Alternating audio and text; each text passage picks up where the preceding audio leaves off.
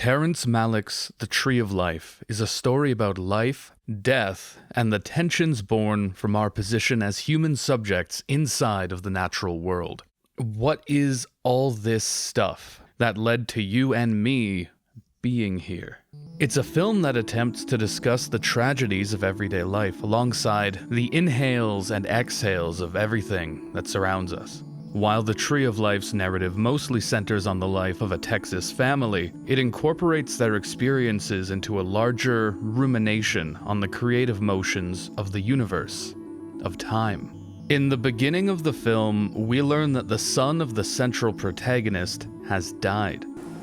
I know the pain it'll pass in time, you know. It might seem hard my saying that, but it's true.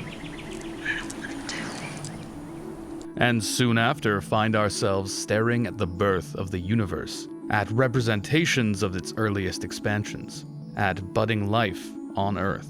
We see the bottom of an infant's footprint juxtaposed against a swirling nebula. Two dinosaurs, one injured and one healthy, meet along a river.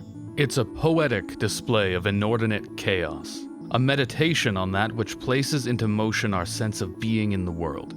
Not simply God in the traditional sense, but both God as well as the stuff above, outside, and around God. Why does this dinosaur seem to spare the life of the other? Why do this father and son quarrel and reconcile? Like many of Malick's other films, The Tree of Life is a war movie. It's a movie about the war of the soul. There is a brutal sense of finitude in this film, this sense of enclosure and displays of the brutal irreversibility of time and human life.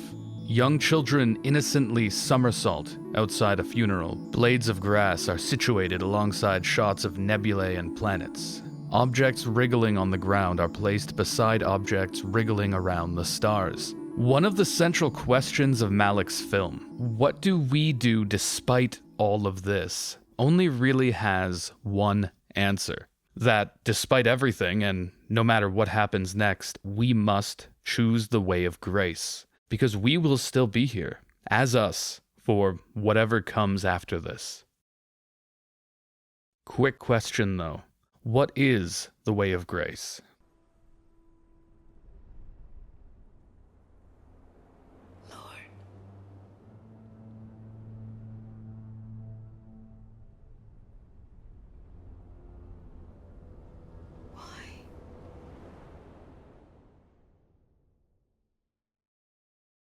On a recent episode of the hit podcast All Gamers Are Bastards, the intelligent and very attractive hosts discussed 2017's God of War, a game about a father and son who make a journey to scatter the ashes of their wife and mother. God of War has come a long way since its early days as a dismemberment simulator, and in its current form offers stoic meditations on fatherhood, life, and death.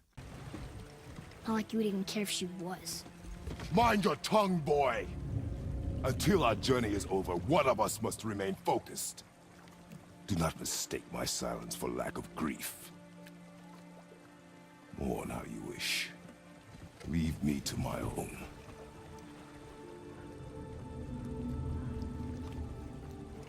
I'm sorry. I didn't realize. No. Why would you? Throughout the game, the father-son duo experience growth and change as they struggle on a literal journey through grief. Is this what it is to be a god? Is this how it always ends? Sons killing their mothers? Their fathers? No. We will be the gods we choose to be. The answer to the question of the way of grace is the suffering God. A God who, in their inability to sublate human agony and cruelty, stands in solidarity in that agony. Why? Because God's suffering implies that he is involved in history, affected by it, not just a transcendent master pulling the strings from above. God's suffering means that human history is not just a theater of shadows, but the place of the real struggle. The struggle in which the absolute self is involved and its fate is decided. This is the philosophical background of Dietrich Bonhoeffer's deep insight that, after Shoah, only a suffering God can help us now.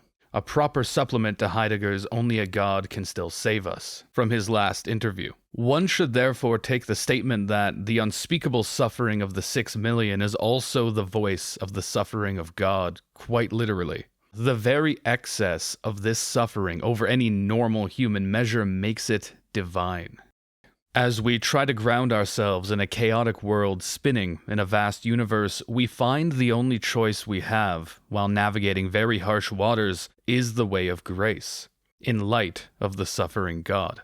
A way of living which, even after seeing the world for what it is, doesn't try to please itself, that accepts being slighted, forgotten, disliked, accepts insults and injuries.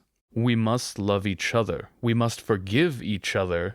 If we're to go on living, even in our darkest moments, we must find something worth living for.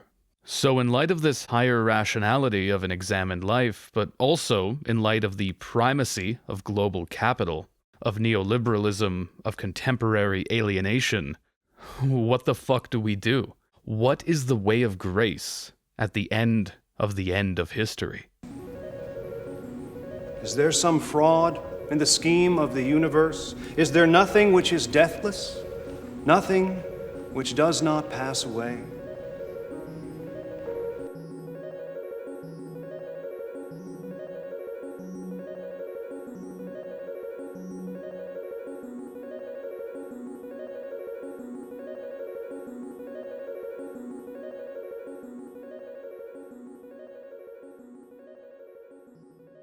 Alright. Katamari Damacy is a game that asks an incredibly important philosophical question. What if the king of the cosmos were a hunky, flamboyant, mustachioed giant who, after getting too hammered, broke the sky, and now you, his son, have to clean it all up? It's this brilliant and very strange game. As the player, as the prince of the cosmos, you are tasked to simply, piece by piece, reassemble a universe by pushing around a Katamari, a sphere on which ordinary objects collect, allowing the Katamari to grow larger so it may collect larger objects and eventually become a star, a constellation, you get the idea. And that's the game. You build constellations out of stuff. And that stuff is cataloged along with all the other stuff for you to consider, examine, and think about, Tiny pins and paper clips and Legos and mice and sandals and televisions, fire hydrants, bears, a man in a bear costume flying on a balloon, oversized fish racing around a pond, a bicycle hanging off the side of a building, trees. In between everything are trees. So you begin this game by picking up scraps off the floor of a house, and you end up picking up volcanoes to rebuild the moon. I'll only speak for myself here, but there is something significant about the careful examination of these pieces of our world and how they serve as this kind of anchor in our experiences. How the crushing blow of coming face to face with our own humanity, the fact that we've been placed here and now in this world at this time and place, can be softened by this cataloging of modernity. Maybe the pile of nonsense from our respective contemporary cultural moments, even in these sort of fragmented, very time-worn forms, maybe they contain something meaningful. God bless the house divided. God bless the weeds and the wheat. Beginning in the later part of the 1920s, the Marxist philosopher Walter Benjamin began collecting notes for what started as an expose, and eventually, so it seems, grew into a gargantuan rumination on Paris as a capital of the 19th century and the arcades as illuminating objects in the history of human civilization. And the Arcades Project was born.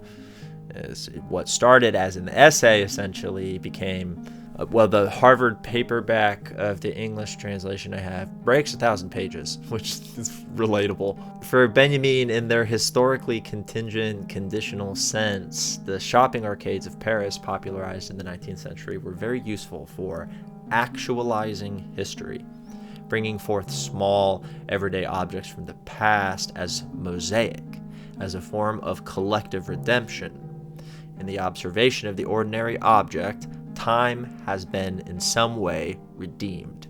The Arcades project is about exploring utmost concreteness of the arranged historical object, how attempts to see objects for their presentation, their form, their aesthetic, how they're arranged, how they're curated, how they act as precursors to our own era, demythologizing our present via interrogation of the very presentism it produces through these objects, through their display and our interactions with them. Benjamin's project is a panoramic construction of notes. It's a bound archive that forces our involvement in the historical reconstruction of the arcades, all in affirmation of our ability to see what is there. For Benjamin, to paraphrase an old adage, one man's trash is historically significant. So I recently moved to a new city, and I've been doing one of my favorite, very characteristically paternal things, which is honestly walking around and taking too long to look at old buildings and to read historic placards. This is a good thing about Boston. You can just kind of go to the downtown common, you can walk around the park, you can walk around the garden, you can go north to the neighborhood and walk down the street and sit on a bench and see the landscape and the people kind of buzzing about, placed just as such, so blissfully active in their particular historicity. It's hard to think about history in this way, like as a series of walks through and around places, because there's really so much distance placed between ourselves and what came before us. There will always be this very tragic division, this very theological thing where we have to operate under certain assumptions as observers of history. Things like how we will always have to assume, venture, ascertain when approaching historical sources and questions and so on. Perhaps, as observers of history, especially in our particularly unimaginative age, there continues to be revolutionary potential that lies buried, ruined in the past. And perhaps because of this, more than ever, it is up to us to reclaim and redeem this history. So when I was an undergraduate, I started out studying religion, and in this class I was taking on the Hebrew scriptures. We learned about these images. The professor shared these kind of diagrams they had of the heavens and the earth and all the stuff below it. This sort of dome with these chutes affixed at the top, portals through which the elements, good, bad, whatever, would be shoveled into the world and come down on our tiny little heads. And as I've continued to grow into the type of scholar I currently am, whatever that may be, I found myself returning to this image.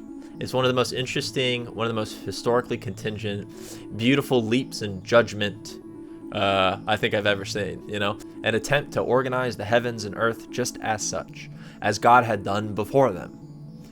Trying to give sort of, a picture of all of the stuff that is, above and outside what we immediately see, While writing history, we are in so many ways doing just kind of this, reproducing with increasing complexity, specificity, in ways both formal and abstract. When we're writing history, we're struggling against this kind of mass of past, the history object into which the motions of humanity and nature have coalesced. The thing we see when we turn around and we look back where we came from while we're going toward whatever is next. The dome with the chutes, the heavens and the earth.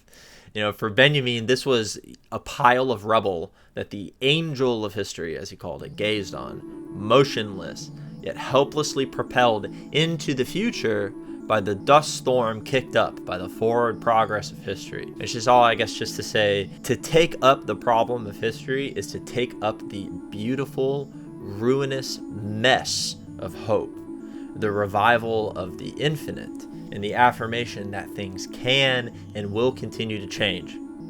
It's the defiant light and life of revolutionary history that, despite its burial in the rubble of the past, casts us back into the sky from the ashes, just like a phoenix, again and again. When I look back on the skyward pile of objects left by the forward march of time, like a lot of other historians and philosophers, etc. Rather than clamming up when forced to determine where to even begin to dig around, I am empowered and emboldened to immediately refuse to accept our current finitude as our absolute horizon.